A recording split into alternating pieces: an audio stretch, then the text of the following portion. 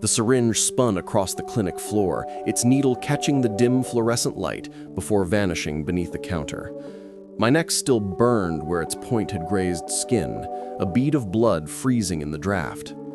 Blackwood's scream was cut short by the force that had silenced it, 60 pounds of muscle and scarred fur hurling herself between us. Luma. My companion, my shadow. No longer exhausted mother, but primal protector. Her jaws locked around Blackwood's wrist with a precision that was less attack than execution. He staggered, his polished shoes slipping on the blood-stained tiles. The storm outside beat against the windows, but inside, the only sound was his panicked howl and the low, guttural growl vibrating through her chest. I should have been terrified. Instead, a single thought rang in my mind, louder than the blizzard itself. 8 hours earlier, this nightmare began. The blizzard had started before dusk, but by 3 a.m., it had become something biblical. Wind howled through the Montana Valley with a voice like a dying god. My clinic rattled against it, wood groaning as snow piled high against the doors.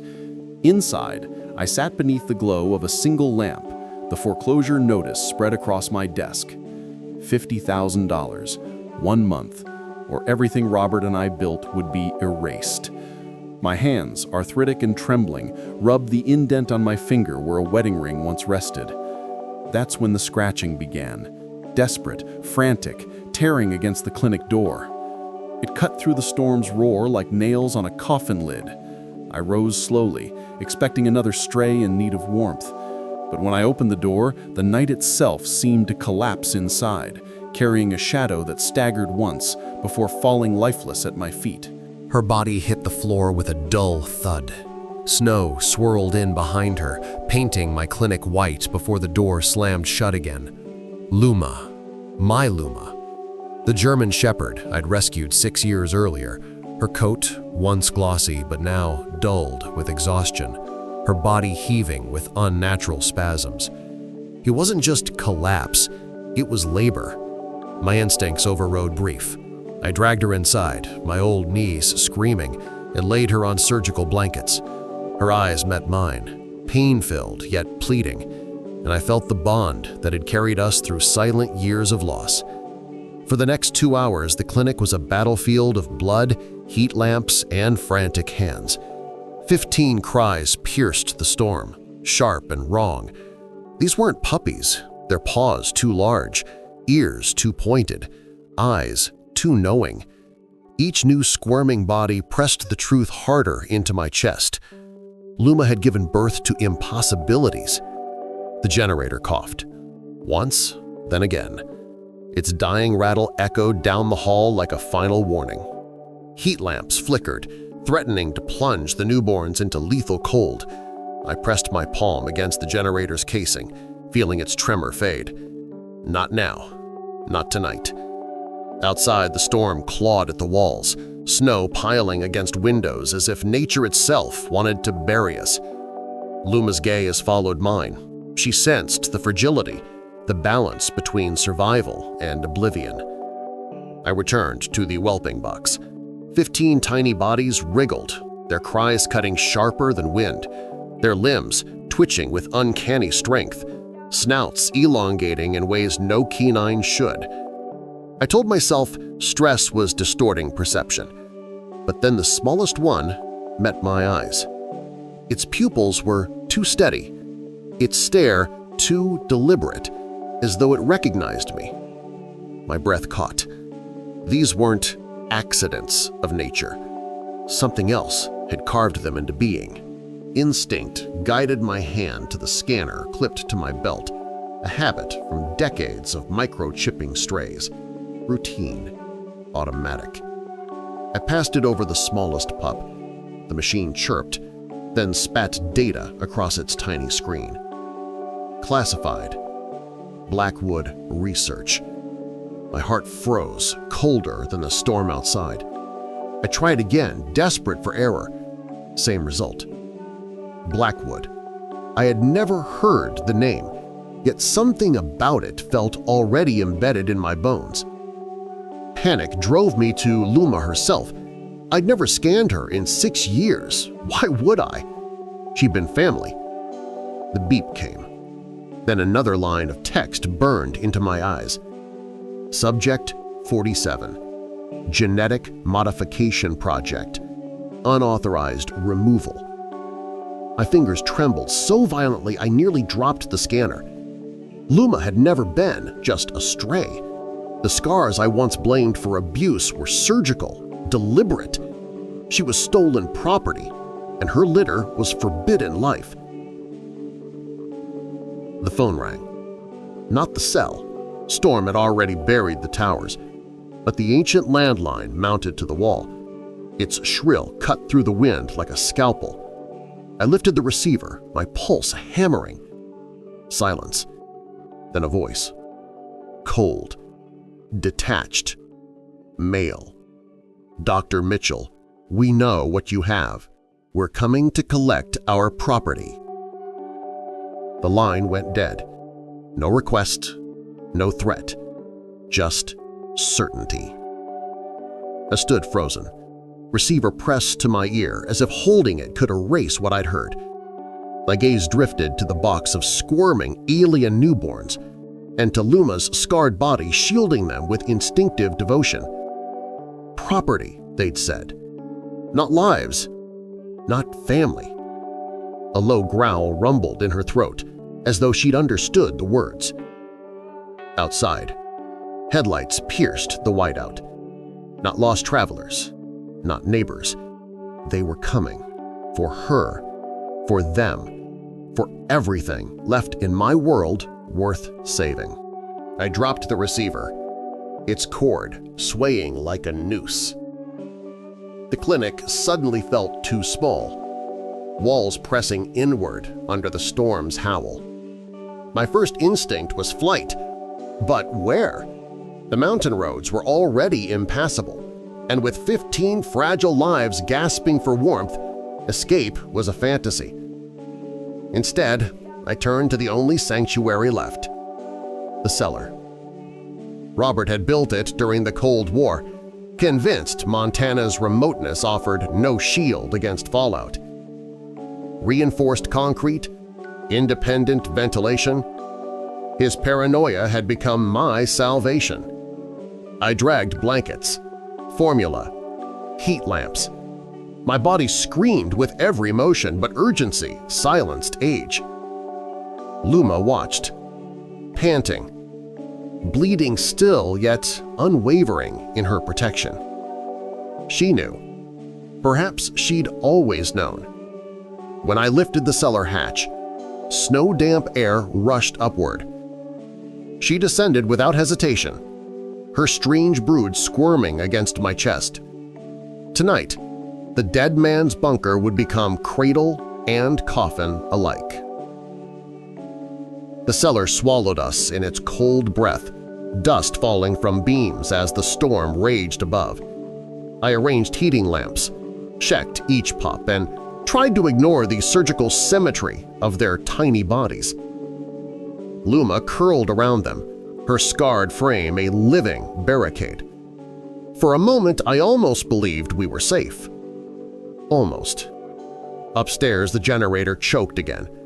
Shadows rippled across concrete walls, and, in that flicker, my gaze caught on something buried in memory. Robert's locked cabinet. Untouched since his death. He'd been meticulous, paranoid even, about what remained sealed inside. I'd never wanted to disturb it.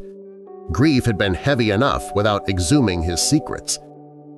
But the word Blackwood still burned across my scanner, and I realized the truth wasn't waiting for me tomorrow. He was already knocking at my door tonight.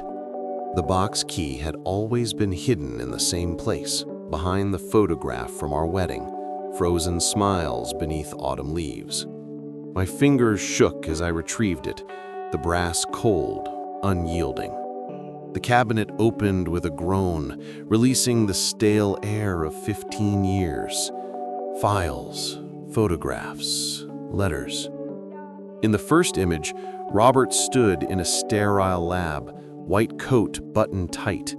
Not my husband, the small-town veterinarian, but a man of science, standing beside cages that housed creatures, twisted, incomplete, as though nature had been bent until it screamed. I read his handwriting next, careful, precise. If you're reading this, Sarah, then Vincent has found what he's seeking. Luma is not a dog. She is proof. Protect the offspring, no matter the cost. They are the key to stopping him. My knees weakened. My husband had lived and died inside a secret I'd never been meant to survive. The letter trembled in my hand when I heard it, the crunch of tires and fresh snow. Headlights smeared through frosted windows, 3 beams cutting like knives. Not neighbors, not travelers. Precision, purpose. My stomach dropped. Luma's ears pricked below, her body tensing though she couldn't see them. The puppies whimpered, and she pressed closer, shushing them with a mother's breath. I closed the cellar, dragged the rug over it, and forced calm into my shaking hands. My shotgun leaned behind the counter, old but oiled, Robert's last insistence. Outside, car doors slammed, boots hit the snow with rhythm, not hesitation. Whoever was coming had done this before. I straightened my spine, letter burning in my pocket, and whispered to the storm, "Not tonight, not them." Then the knock came, firm, deliberate, like a verdict already decided. 3 figures stood when I opened the door, snow swirling around their black coats. Their leader's eyes were flat, colorless, dead things behind a government badge. "Federal Wildlife Enforcement," he announced, voice smooth but hollow. "We've reports of illegal animals in the area. We need to search your premises." My lips shaped the lie before my mind agreed. "Of course, officer, though you're too late. Difficult birth tonight. Mother didn't survive. Stillborn litter." I let the weight of age and grief crack my voice. He studied me too carefully before stepping inside. His men fanned out, their search methodical, practiced. My heart hammered. Beneath the floorboards, 15 breaths and 1 low growl held their silence like glass. Twice, the boots of a stranger passed directly over the cellar. Twice, I bit my tongue until I tasted blood. They left after 2 hours, but not empty-handed. Their leader, he called himself Morrison, slid a card across my counter. "If you remember anything, day or night, call me." His dead eyes lingered on mine, daring me to break. When the storm swallowed their taillights, my body collapsed into the chair. For a long moment, I simply breathed, counting the beats of my fragile chest. Then I rose, lifted the rug, and opened the cellar. Luma's gaze found mine instantly. Trust, absolute and terrible. She had waited in silence while predators stalked above, her body wrapped tight around her young. My throat ached with the lie I'd spoken. To them, she was property. To me, she was family. I whispered an oath into the dim light. "I will not fail you." Even as I knew failure was already on its way. Sleep was impossible. The storm thrashed against the windows, but my mind returned only to the cabinet's photographs. Robert, standing beside Vincent Blackwood. His colleague, his partner. A man with silver hair and the kind of smile that concealed knives. The articles I found online, fragmented through failing power, painted him clearly. Dismissed geneticist. Ethical violations buried under academic language. And now his name stamped across my scanner. His voice, perhaps, the one on the phone. When the next knock came, softer, measured, I already knew. Vincent Blackwood himself stood in my doorway. No badge this time, just polite concern carved into features too sharp. "Sarah, my dear, I heard about your loss. Luma was remarkable." Past tense, a test. My chest tightened, but I met his eyes. She was. Lies had already become my only language. He walked my clinic as though he owned it, eyes flicking over every surface with the hunger of a predator. His shoes clicked against the worn linoleum, each step deliberate. At the surgical table he paused, running a finger along its steel surface as though it might confess what it had witnessed. "Robert never told you the truth about his work with me," he said, voice soft, almost tender. "He wanted to protect you, but protection built on lies never lasts." My hands gripped the counter, knuckles white. "Robert was a good man, a veterinarian." Vincent's laugh was gentle, pitying. "Oh, Sarah, he was a geneticist, one of the most brilliant, until sentiment weakened him." He showed me his phone, images of Robert in a lab coat beside hybrid animals. My husband's ghost stared at me from a world I'd never known. The storm rattled the glass, and for a moment I wished it would shatter the windows, bury us in silence. But Vincent's voice pressed on, smooth and venomous. Luma was not just a stray. She was culmination. Intelligence of domestic dog, resilience of wolf, perfected through 5 years of work. And now, her offspring represent the next step. His tone held reverence, yet it hollowed me with horror. I thought of Luma beside Michael's coffin, of her head pressed to my chest through endless nights of grief.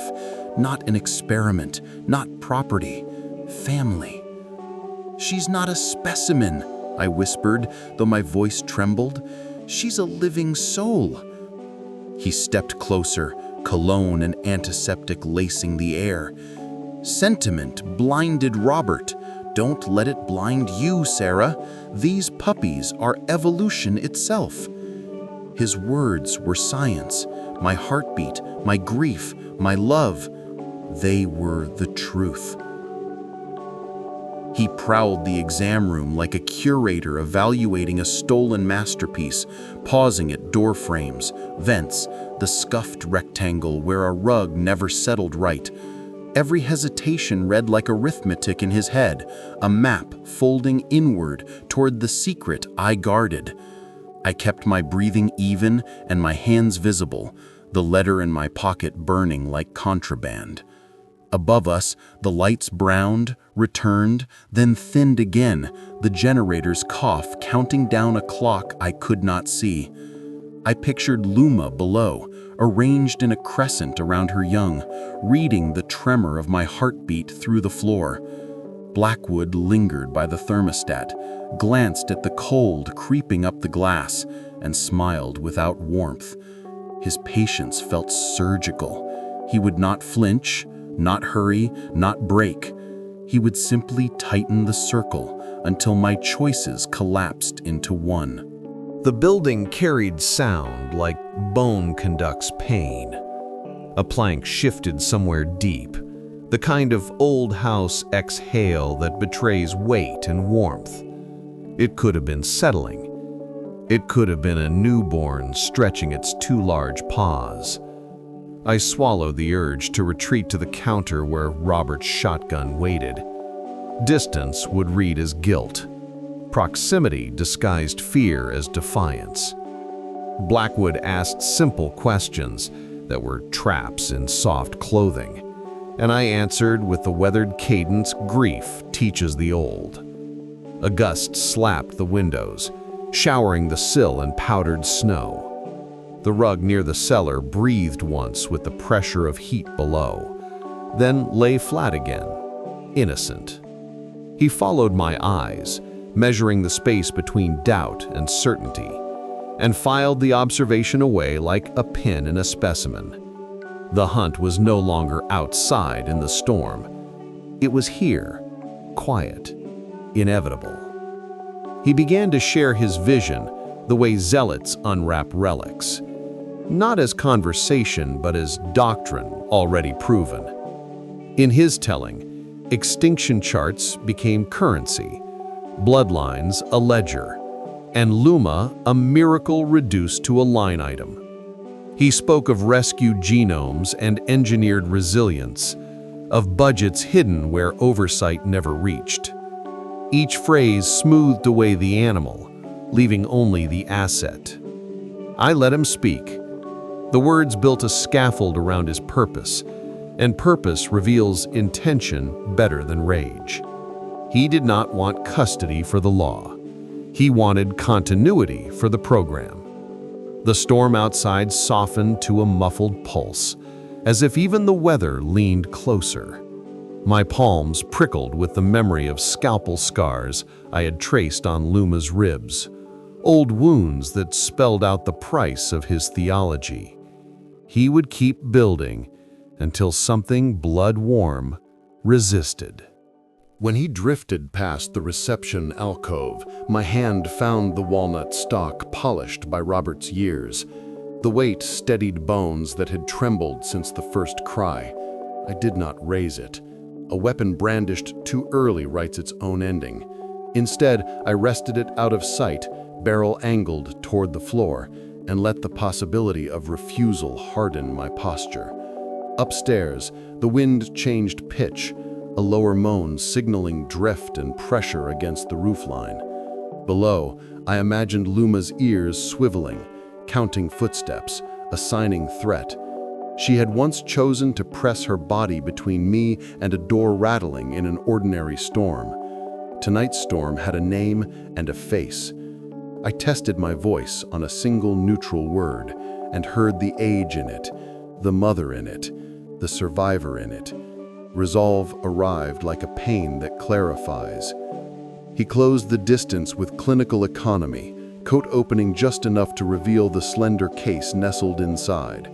The syringe gleamed when it met air, its red cap balanced in his palm like punctuation.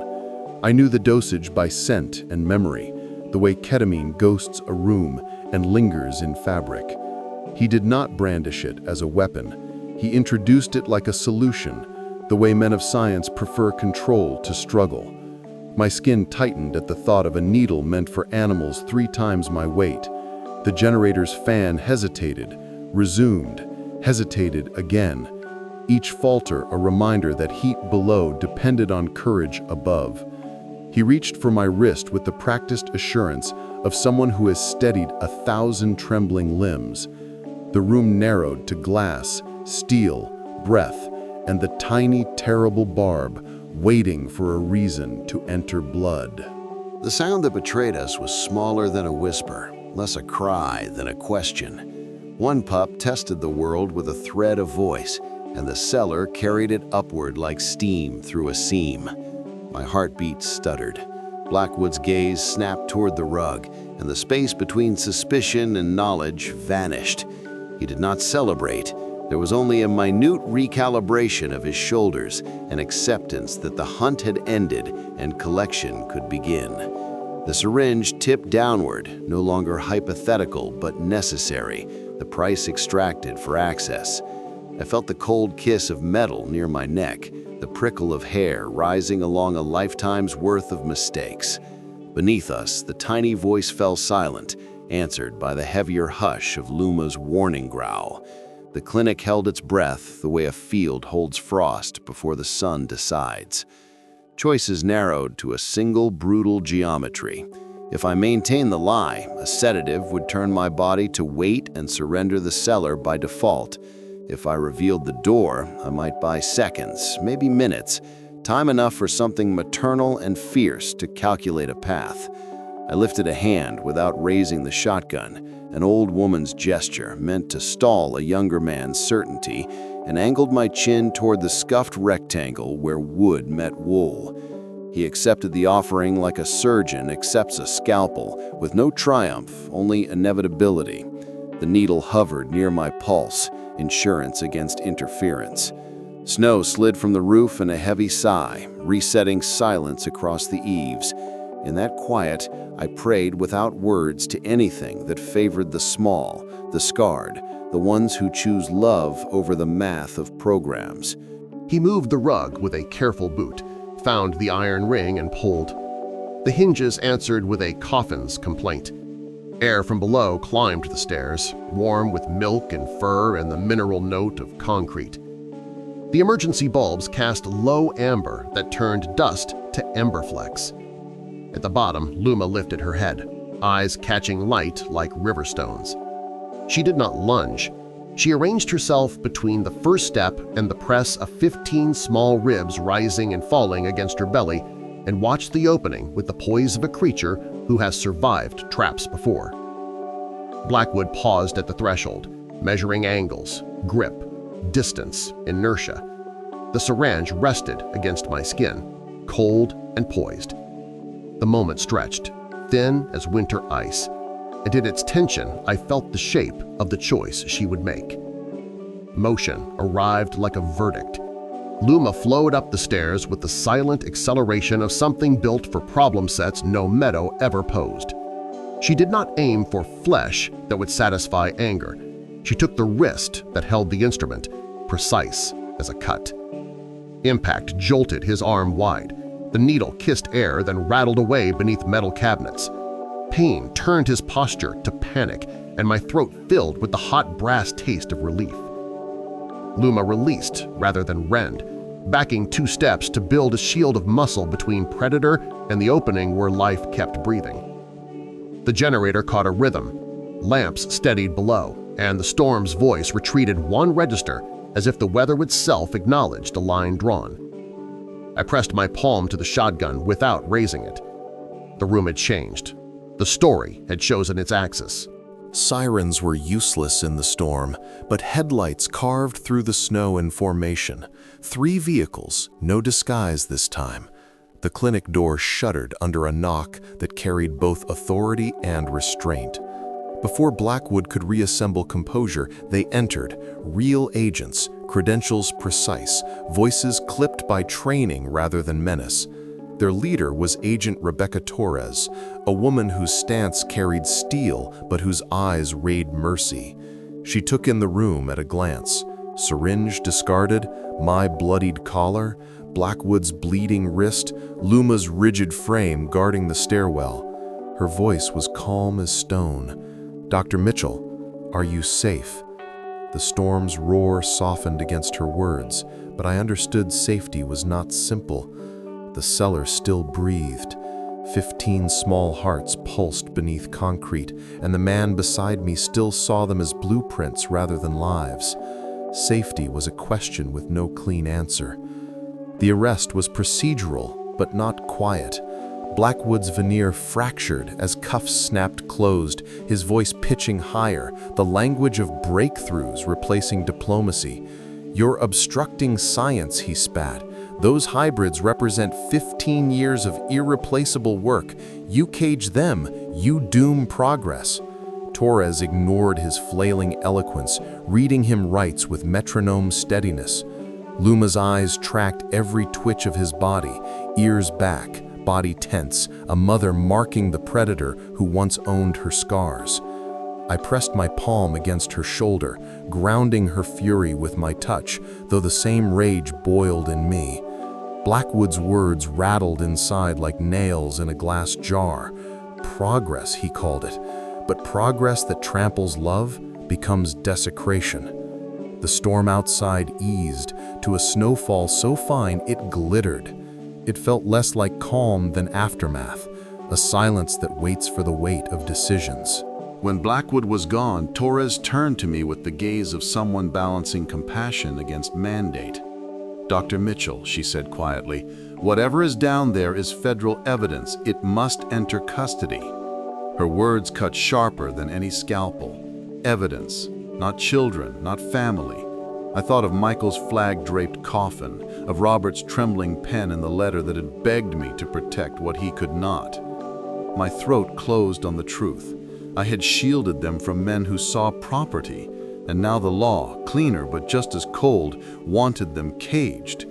Luma's ears twitched toward the cellar as one of the pups whimpered. She pressed closer to the door, silent, resigned, already sensing the weight of separation. I faced Torres with the exhaustion of someone who had buried too much already. "You'll kill them," I whispered, though she never raised her voice. "We'll protect them." The weight of that promise pressed against me harder than the foreclosure notice ever had.